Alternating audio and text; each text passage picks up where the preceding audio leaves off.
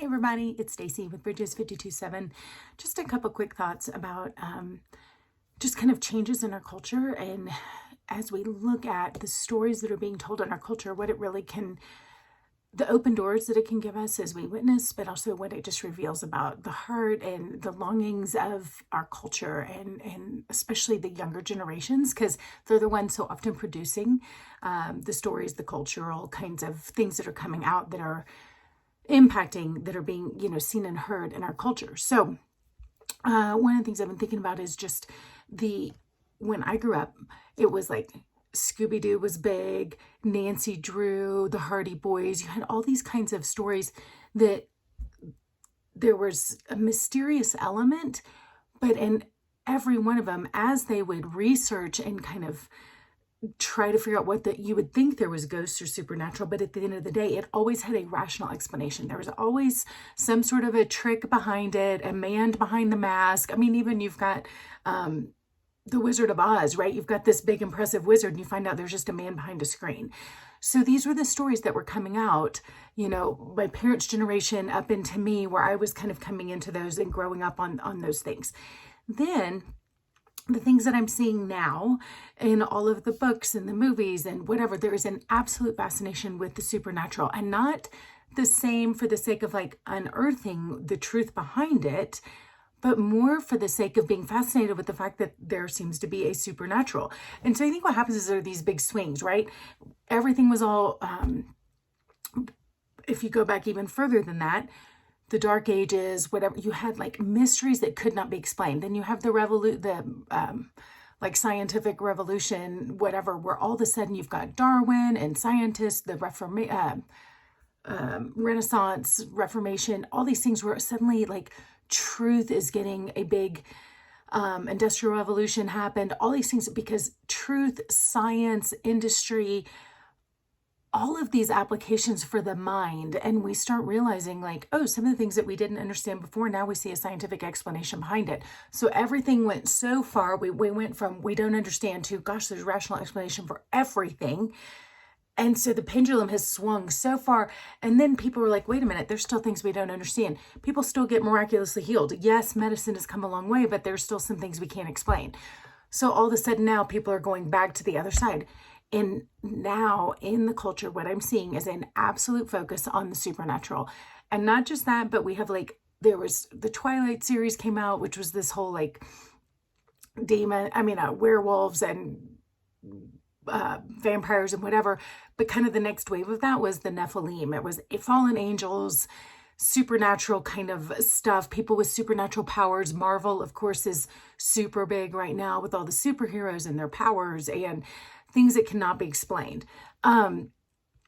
So to wrap it up, I'm going to end up going long on this, but I think, so now we have this huge fascination with the supernatural. And if you look at the books that are coming out, all the fiction books and stuff that are really, kind of, especially in the youth department, I get these BookBub emails every day talking about books that are on sale. Like every one of the teen books that's up for sale, almost every one of them has to do Harry Potter.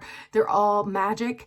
They're all supernatural. It has to do with spiritual, supernatural, magical kinds of things, like every one of them. So what do we do with that? I think you can see it, the swings in our culture, but the question is, what do we do with that? And I think the first thing is to just recognize that I love to ask people, why do you love those kinds of stories?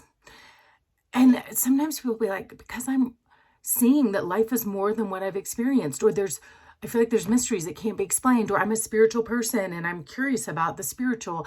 So often there's just an open door to really start talking to people do you believe there's an unseen realm? Do you believe there's the angelic and demonic realms? I mean, your book talks about that. Is that just fiction, or is there truth in that? And just to kind of get them dialoguing, do I believe there's any truth to any of this or not? I think it reveals something about our longing for more than what we can understand. And I want to point out that in the Bible, you have Proverbs and Ecclesiastes, you have all these books about wisdom, but you also have supernatural miracles that happen. And both are part of the Christian experience, right? There's a lot that seems crazy, and then we start to unearth it, and we can see God says it is like his right to hide things, and it is the glory of man to search them out.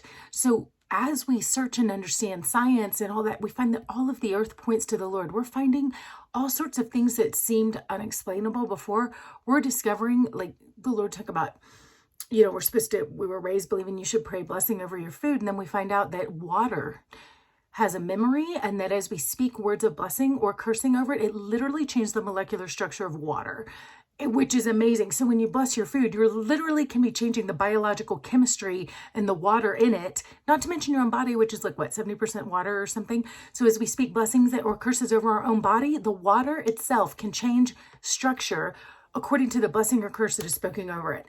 So science is now proving things God's been saying all along, that our words matter, that there's life and death in the power of tongue, like all of these things. I mean, that's just one example.